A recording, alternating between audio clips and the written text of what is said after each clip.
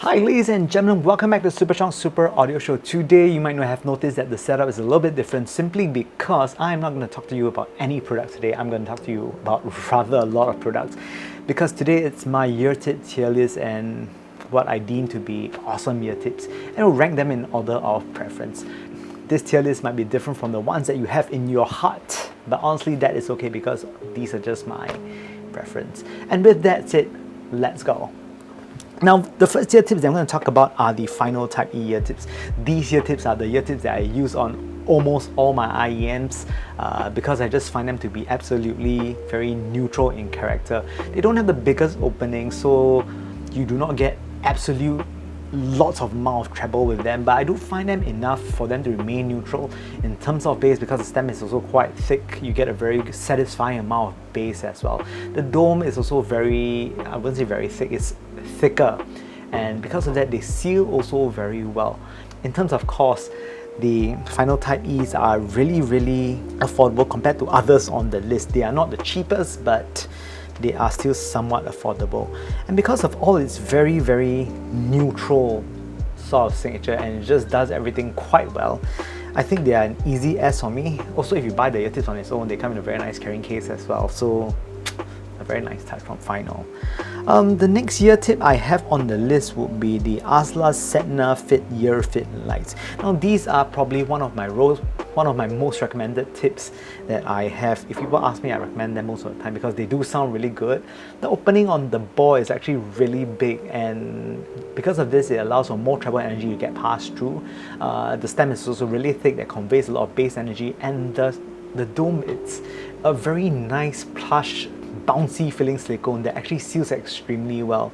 So in terms of character, this is a very mild V-shaped sort of sound that can pair very well with very mid-centric earphones to make them a bit more balanced. Or if you're the type who likes V-shaped earphones, it can accentuate the V-shapedness of it a little bit more to make them sound even more exciting. If you want excitement in your music, I think these are the ones to get.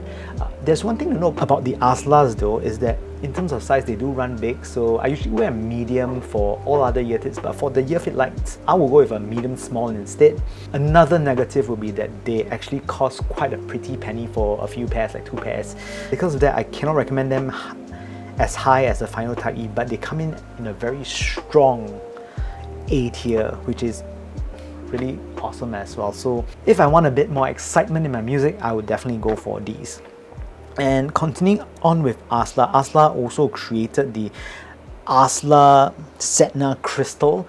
Now the Sedna crystals, in terms of silhouette, is very similar to the Earfit light, but there is an exception. The Azla Crystal is made of a liquid silicone rubber rather than the silicone material used on the Earfit lights. And because of this, they tend to stick in your ear a bit better.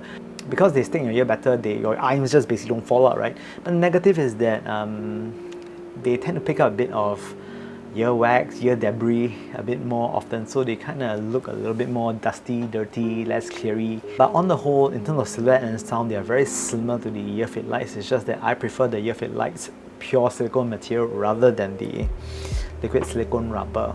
But you know, if you like these two, I can understand why. They still provide you a very excellent, exciting sort of sound, and it's definitely a good choice. Are they as good as the Earfit light? Personally, I don't think so because I don't like them as much. Yeah, it's not bad, it's just not for me. Moving on, we have the Azla Xelastic. Now the Xelastics again share a very similar silhouette with the Earfit lights and the crystal. But the thing about the Xelastics is that they are made of some thermoplastic polymer which actually gets soft. Yeah, it gets soft, right? When you use them with heat, when your ears have a bit of heat, they actually conform to the shape of your ears a little bit better.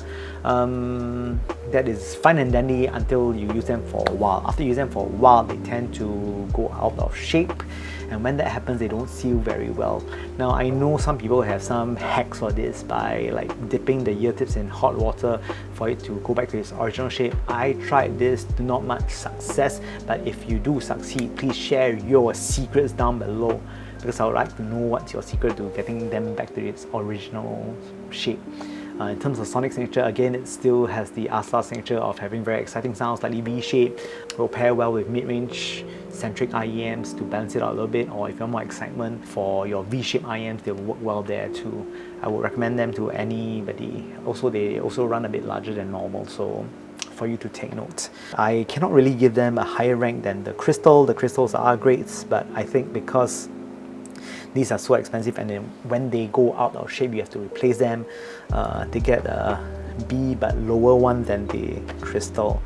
Moving on, next we are going to start on with a hybrid ear tip. These are the Sony EP TC50s. Now these are ear tips that you get with the Sony WF-1000 X Mark III, the true wireless earphones from I think 2-3 years ago. Now they are of a very interesting build. So usually hybrid ear tips, normally you would think that they have a silicone dome with some foam filled underneath. These are not. These are the opposite rather. So you have a silicone dome that is coated with foam. Now the foam coat is very interesting simply because when you put them in your ear, you do not actually get a seal, although it actually seals. The thing about the TC50s is that the opening of the ball is not very big, so you do not get a lot of treble extension on these ear tips. Coupled with the foam coated ear tips, treble takes a further dip, but it's not so dramatic actually. If you are very sensitive to treble, I think you can try these ear tips out. Honestly, because it's a bit concerning when you don't feel that they seal, although that they do, I think that they are okay, but I don't think that they are fantastic ear tips. For me to rank them, they would have to be, should I put them behind the Xelastics? Now I think that they deserve a bit better. They should fit in between the Crystal and the Xelastics. They are good ear tips, mind you, it's just that they don't give the most exciting of treble and it attenuates a bit, but it's still really comfortable though.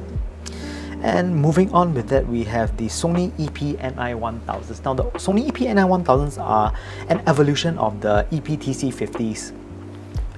In a certain sense, they share similar characteristics whereby they are also hybrid ear tips. They have a silicone dome that is coated with foam, but this time around the foam is also coated with a material on top of them. They don't share the same silhouette though, although it's kind of similar. The NI1000 actually have a flat top, and I think because of that they actually fit a bit better in ear. They have a better sealing aperture, and I think because of that you actually get to feel that the seal is a bit more. I really like these ear tips because I don't think that they take away too much, although it's foam. Because of the coating somehow or rather, you still get quite a lot of treble energy with it, and bass sounds deliciously thick as well. Very important to note though, these are easily one of the most comfortable ear tips that I have actually used. But they are not perfect angels either. The thing about the EP NI1000s is that they are really expensive and a bit hard to get to at this point of time. You can actually get them from the Sony Repair Center, but apart from that, they are not readily available in the stores. Honestly, if you talk about Sonic, these are clearly my favorites, my number one in terms of Sonics, but because of the price, they are a bit too expensive for that. But yeah, so I think I could rent them an easy S but not top S tier. If you get them, try not to lose them because they really burn a hole in your pocket. And moving on, let's see what is next. Next is the ever popular compli. Now, I'm not going to talk about specific compli because all the complis are kind of similar depending on small ball, large ball, whatever they are called, you know, it's kind of similar. They're all made of this foam material that's extremely squishy. You can squish them and it conforms the shape and just expands out later. All of them have the similar sound signature of it being extremely treble sucking. So basically it reduces a lot of treble. Again, if you're very sensitive to treble, do check this tips out. But one thing about complis is that they absolutely do not last. They last even shorter than the Xelastics. If you would be very particular about it, they can last about 2 weeks. If you want to stretch them out, maybe a month and a half, that's about it. That's as far as I use them, because after that period, you basically get a very lifeless sound, not something that I recommend. But if you are those that prioritize comfort above all else, then go for the complis. They are not bad, they are just really pricey because you have to change them. These days, I don't think that they are very competitive with what else is out there in the market. So, are they a D? Nah, they're probably a C tier. It's not bad, it's not bad. It's just that it's not the greatest these days. And moving on, we have the Spinfit CP100. Now, Spinfits are really polarizing. Personally, I'm not a very big fan of them. They just don't do much for me. I don't think that they should even be called Spinfits because they don't even spin. It's more like tilt fit or something like that. The nozzle opening on the Spinfits are actually quite large, larger than the final, so they actually do let in a bit more treble energy.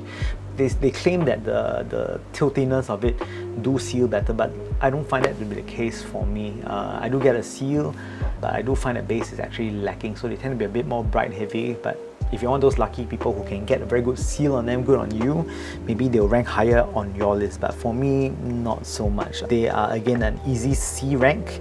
They're okay, just don't love them that much. And moving on, we're going to go back to some normal silicone ear tips right now. So the next on the list will be the Acoustune AET07s. Now they are quite similar to the final Type B ear tips, right? But the Acoustune AET07 has a larger opening compared to the final ear tips. It also has a sibling called the AET08, which I'm going to rank just after this actually. Now the AET07 has very good focus on clarity. It's a very balanced sounding ear tips, and basically it's kind of similar to the final Type E. I do enjoy them, and I found them to be a very good alternative to the final Type E. Personally, I think that they are good, but they are not as good as the Type E. It's just in my humble opinion, so they get an easy A. And then again, we have the AET08. It is actually honestly very similar to the 07, but the thing is, it just comes with a bit more bass. That's basically all about it. It's the 07s with more bass from a slightly smaller nozzle. They cannot rank any higher, so they are paired on A, which is absolutely good as well. They're good alternatives, so if you want to mess around, just like these. Moving on would be the Symbio W. Now Symbio W is very interesting. It is actually again another hybrid ear tip, but this time around in the traditional sense, they have a silicone dome that is filled with foam underneath. The thing about it is that I never truly felt the Symbio W achieves anything it sets out for. In terms of bass, they are not very, it's not very strong, it's rather muted also, and because that there is foam below, it is very, it absorbs a bit of treble as well. Because of its nature, the silicone on the outside is a bit hard, and when you shove them in your ears, they become a bit tight and uncomfortable. So I don't really rate this very highly at all. I don't enjoy them all that much, but if you do, then good for you. They are very clearly a D tier ear tip. Okay, next we have another from Acoustune. These are the Acoustune AEX07. These are a bit more mid-treble centric ear tips and can suit a large number of earphones. Again, they are very similar to the final Type E ear tips, but I feel that they do emphasize mid-range just a hair more. I think that they are very decent. I mean, Acoustune make good stuff, so basically they rank quite highly, and yeah, these are easily an A as well. And now the popular one, the Moondrop spring tips. Now the Moondrop spring tips is one that I tried very early on, and they have a very treble-centric signature. Honestly, I'm not a fan of.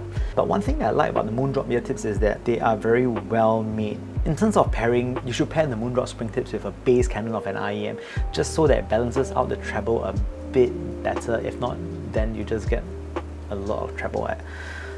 One thing to note is that I think that domes are absolutely thin on these. For that reason, that's probably the reason why you don't get very strong bass, because it does not seal that well, although it's really comfortable. I just really expected quite a bit more from Moondrop. I thought that they would be a bit better, but unfortunately no, these are probably D tier ear tips. But you know, at the end of the day, there are some absolutely trash tier ear tips. It's very easy to say. I'm quite ashamed of these. These are the aeroplane earphone ear tips. And I don't even know why they give them to you, because they don't hardly even seal. It's more like a waste of resources. Just generally really terrible. And with that said, these are definitely on the D tier. Okay, so that is my tier list of ear tips. And I hope you found something that is actually really quite useful and helpful for you to pair with your ear tips. With that said, thank you guys so much for watching a Superchunk Super Audio Show. By the time you're watching this video, I am probably in Manila at the moment. So if it comes out and you saw this video and want to say hi to us at the Dunsit Thani, Manila at the November Hi-Fi Show, do drop by and I'll be very happy to engage with you guys. I really hope to see you guys soon. So if I meet you in person, all the better. If you like the content so far, please kindly press the like and subscribe somewhere down below here. Yeah, really appreciate it. With that said, I hope to see you guys soon and catch you on the Superchunk Super Audio Show. Thank you and see you soon.